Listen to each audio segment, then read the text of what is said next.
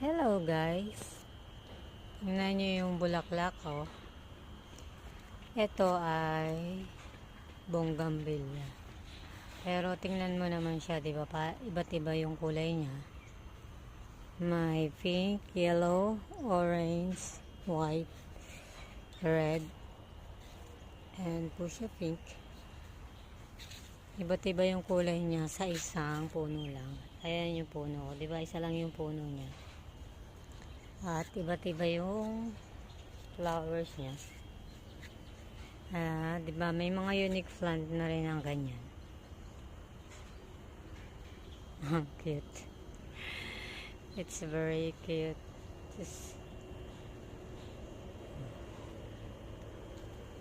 Napaka-cute ng bulaklak.